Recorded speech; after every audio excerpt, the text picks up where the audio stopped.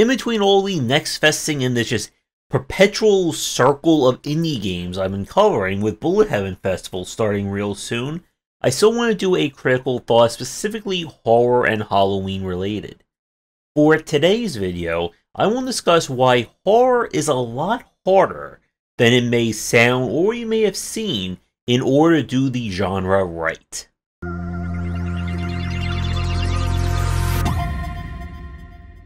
Every October, I try to spend some time playing more horror games and some of the more interesting ones that came out that year. And for 2023, it hasn't really been a fantastic year for new horror games. And before anyone comments down below saying, well, did you play Amnesia the Bunker? We played it, we covered it, and I beat it all the way through. But horror as a genre is one that has really blown up over the past 10 years. It is a genre that it is not a mechanical one, it's a thematic one. Which means that, well, literally everything in any kind of concept that you can imagine can fit in it. Here's a little quiz for everyone. I want to close my eyes, I'm going to think of 3 different concepts for horror, and I want to know if someone has already made a game about it by now. Let me know in the comments down below. So the first one is Haunted Yogurt Machine, or Evil Yogurt Machine. The second one would be kind of like the horrors of being a YouTuber or a streamer. And then the third one is something horrible or mysterious happening with someone who's running a zoo. So I am looking that up, and please let me know if there are, and there's multiple examples of it. But horror is a genre that definitely has a huge hook when it comes to its fan base. And as I said, the past 10 years, from the 2010s on, has been this just renaissance of horror, with the likes of Outlast, Puppet Combo games, FNAF, all the Chilia's Arts, I think that's what they're called, the reinvention of Resident Evil, indie developers takes on Silent Hill, Fatal Frame. We're seeing this kind of PS1, PS2 revival of horror and 3D. But what makes good horror? Horror is not about, again, just this endless explosion of scariness. Every 10 seconds a random jump scare and lightning flash and the lights are flickering and all that. And we've done lots and lots of videos about horror and horror design here on the channel. I have my book on horror if you want to pick that one up, and let me know if it scared you or not. When we talk about good horror, it's about creating a very effective mood. Is this sense of dread that something is coming, you don't know when or where, but it's coming, it's slowly lurching at you. And we're not talking about action horror in today's video. That's another hour-long discussion we can have. And good, effective horror is one of the hardest things to do, despite, again, the multitude of examples that have come out over the past, now we're going on 13, 14 years. So, here's something I want to talk about. There's 3 trends that I've seen when it comes to indie horror that I'm not a huge fan of. I'm curious what everyone thinks about these down below. So the first one is lighting as a horror device. We've seen darkness. Actually, hold on one second. Let me get the lights. There we go. This isn't dark, Josh. This is just darkened, Josh. There is a huge aspect when it comes to indie horror that visibility and the clarity of the scene is a major aspect that makes games scary. That if you can't see anything, then it's going to be extra scary when that thing bumps into you in the dark. Or the camera does a very poor job of showing things off. Again, this was one of the major points of kind of the PlayStation 1, PlayStation 2 era of horror, or early 3D, with fixed camera angles. The idea that the camera's pointing this way, and then it immediately snaps over here and there's an enemy, yes, it's spooky, it's a jump scare. But many developers have taken this way too far. That it is becomes this issue that you really can't see. And actually, trying to talk in the dark here is also bothering my eyes as well. That it becomes a painful experience. This was one of the things I really didn't like about the earlier Amnesia games. When they had you in the dark, and then they had the screen all blurry, and then my head started to pound. And at this point, this is when I just stopped caring about the horror and the story of your game. And I'm more concerned about how many migraine pills am I going to take when my coverage of this game is over. And some of it can be used as kind of a cheat. That if we make it very dark, we can hide, unfinished textures or very low quality ones. We don't need to do a whole lot with the monster. You can only see maybe a quarter of them at a time. And I'm not a fan of this, that when lighting becomes a luxury in these games. This is one of the things that kept me from really enjoying Stay Out of the House, where I literally can't see more than 3 feet in front of me without a lighter, so I always need a lighter in my inventory, which takes up an inventory spot. And yes, I know the point about having inventory limits, and that will be coming up in the next part. But to wrap up this section, one of the things you need to be mindful of, again, is the experience. If someone becomes annoyed or frustrated, or they're getting a headache from playing your game, then they're not going to care about the story, about the lore, or about that chainsaw-wielding maniac who's hiding behind the corner about to get you. And you want to, again, there is a difference between having like mood lighting or, setting the stage for a mysterious area and just surrounding the player with darkness on top of darkness with a mix of darkness. So before we get to our next part, let me get those lights one more time. There we go, I can see now. The second trend of horror that I'm not a huge fan of is horror equaling difficulty. There are, again, a lot of indie horror games that have been inspired by the likes of FNAF, Outlast, and of course, the Puppet Combo games. And these games, the series I just mentioned, are also known for having very high difficulty, or some very painful difficulty spikes in them. Nun Massacre and Stay Out of the House by Puppet Combo are both very hard games to play and learn. They are titles where it's very easy to die. And again, by show of hands, how many of you have seen a horror game where the second an enemy sees you, it is instant game over, and the enemy can, hear you from 5 miles away while the water is running and there's lightning outside and there's 17 trains going past wherever you're at? So much of indie horror has kind of grown, like if you thought like the whole Dark Souls get good mentality was something, you should really see like the likes of this in the horror space, where there are a lot of horror games that are about incredibly difficult experiences.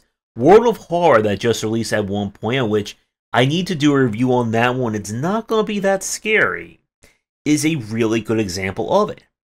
And again, when we look at kind of the themes of horror, it is about this idea of fighting against the unknown, that there's something very powerful out there to try and get you.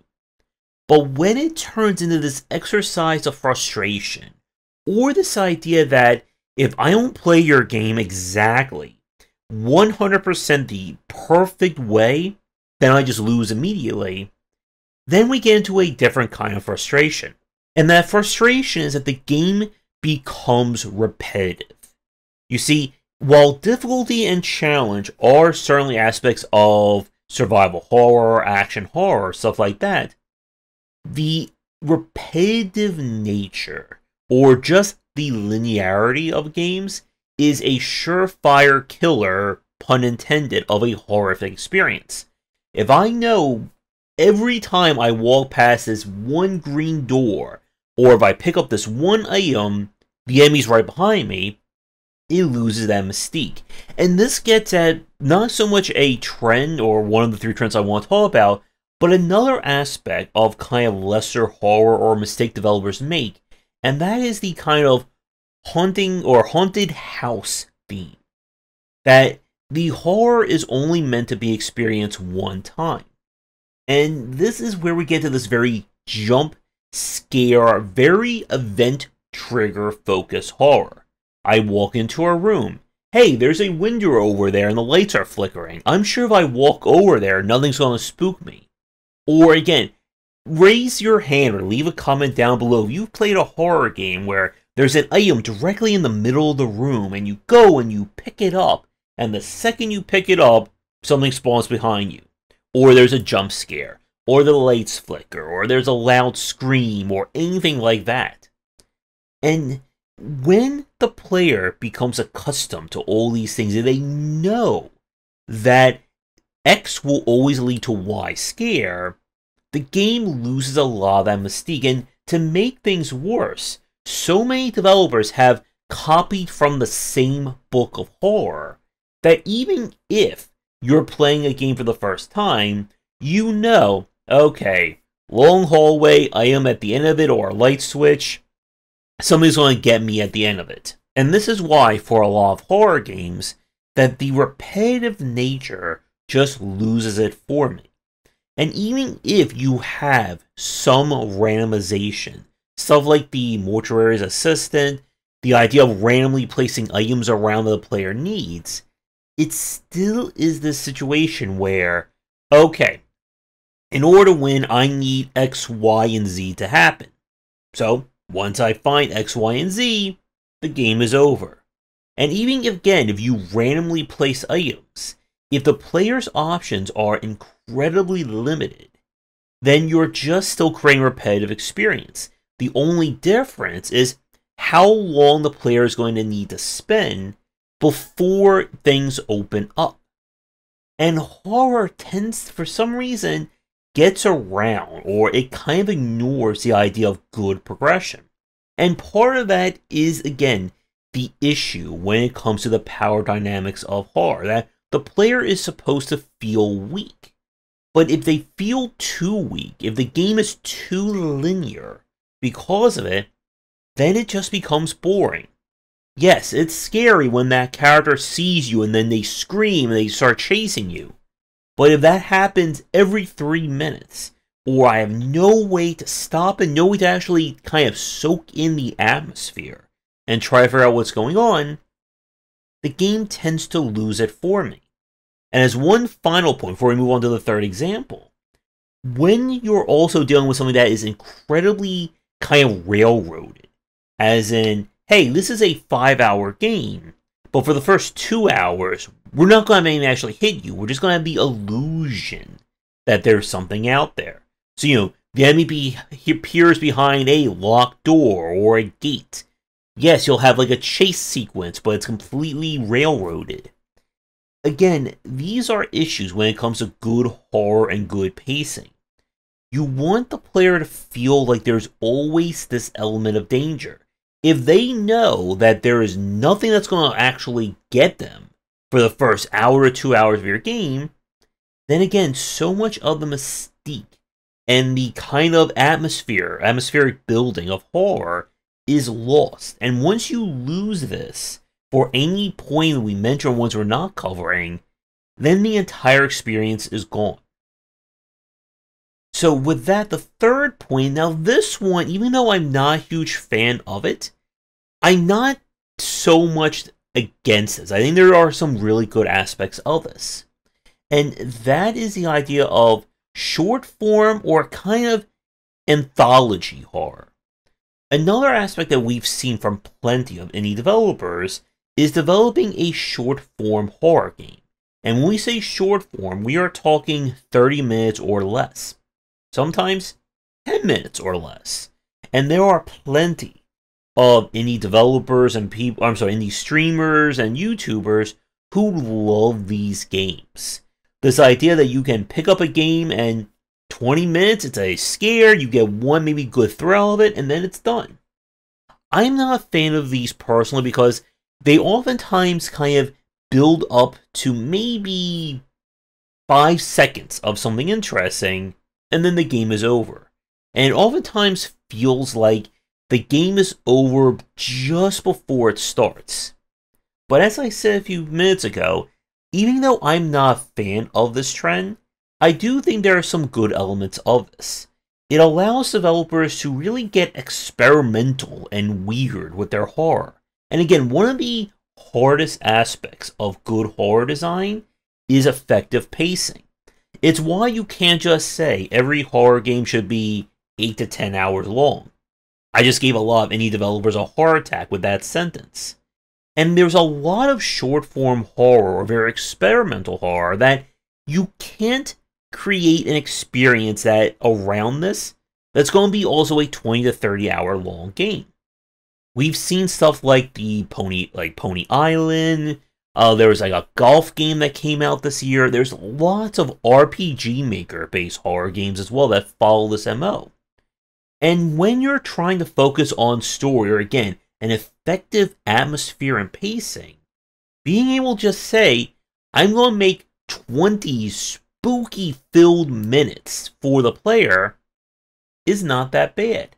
We've seen this again with a lot of the DreadX collection-style games, DreadX Concepts, or Haunted PS1, or are we up to Haunted PS2? I think it's just Haunted PS1 right now, demo disc-style games. And this is a really great way to kind of test the waters, or if you want to just create a really unique story, that again, it's not going to be an hour-long game. So here's another question for those of you watching. What do you think of short-form horror like this? Can you get around the idea of playing a game that is only 10 to 15 minutes? It may not even have any kind of variance to it. It may just be, again, a 20-minute long experience that is the exact same way every time. It is a game that is clearly meant to be a one-shot kind of experience. Let me know in the comments down below. And just like in horror, when the killer shows up after you thought they were gone, I have one final point that I want to bring up for today's video. And that is technical issues when it comes to horror. Now, the third point, as I just said, I'm willing to say that there are positives of it. This one, not so much. There is another trend that I've seen from a lot of indie developers, where there are lots of technical issues, UI, UX issues, problems that I don't know if it's because of the developers' kind of newness at making games, or just because they feel they could get away with it. But I've played a lot of indie horror over the years that it just feels horrible to play. This goes beyond just having lighting issues. This could be issues with control rebindings, not providing onboarding, no VSync, or some of my favorites, again, having unlimited FPS and not even having the option to set a frame rate. And this, again, is something that no indie genre is free of. But for a lot of indie developers, especially those who are trying to make quick demos or the anthology games I talked about a few minutes ago, you can't get away with a poorly put together demo or poorly put together game. And you do need to pay attention to these things. Loading is another one. Here's another question for everyone watching this. Can you think of a game you've played recently that used the Resident Evil style slow moving door opening animation? And they do that for every single door that you open. And like we've said, there's a tendency among indie developers to look at elements from older games and treat it as, you know, a commandment that it must be in the game. But again, there's a difference between something that was in a game due to technical limitations and something that was put into a game as a creative decision. And you need to be mindful, again, of how your experience is being played. If you're trying to scare the player, make some kind of spooky atmosphere, and your game crashes the desktop every 2 minutes, or when the boss or scary monster appears, your sound gets corrupted. Oh, that's always a fun one as well. People aren't going to be scared about your game. There's nothing scary about you're having your screen tearing or your processor blowing up. Well, maybe that's a little bit scary because your game is being run at 1500 frames per second on a 2D horror game. So be very attentive to technical issues, bugs, and stuff like that with your game. And again, this goes for any indie developer of any indie genre or game genre that you're working on. People have lots of options. They have plenty and plenty of indie horror games to play. And if your game doesn't handle right, if it's frustrating to control, if you didn't do a good job in terms of onboarding, or again, just setting up proper options and menuing, they're going to go to any of the other horror games that are out there.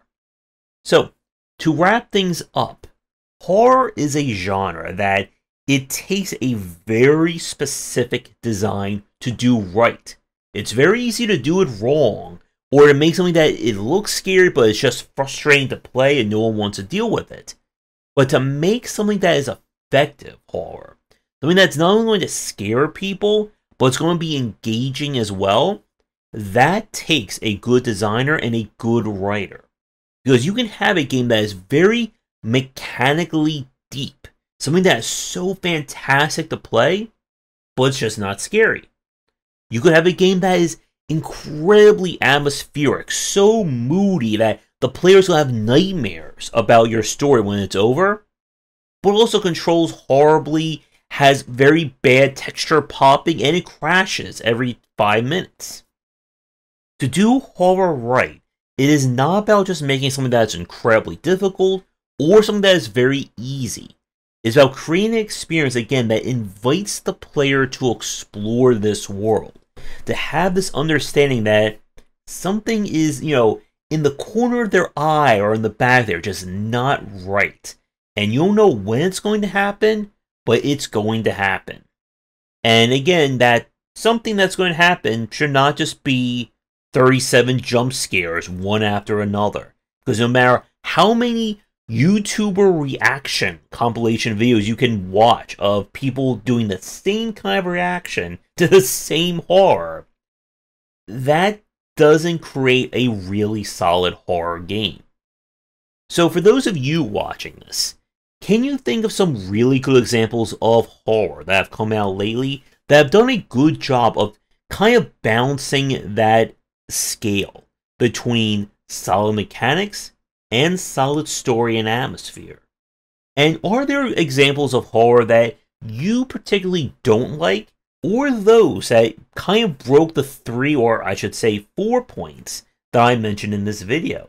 Of course, let me know, and I guess boo to end this video. That's going to do it for today's video. Thank you so much for watching. Be sure to do the YouTubing stuff people tell you to do. If you're interested in more of my thoughts on design, check out my books wherever they are sold. Visit our Discord and Patreon, and come back for daily discussions on game design here, and on Game Wisdom, where you examine the art and science of games.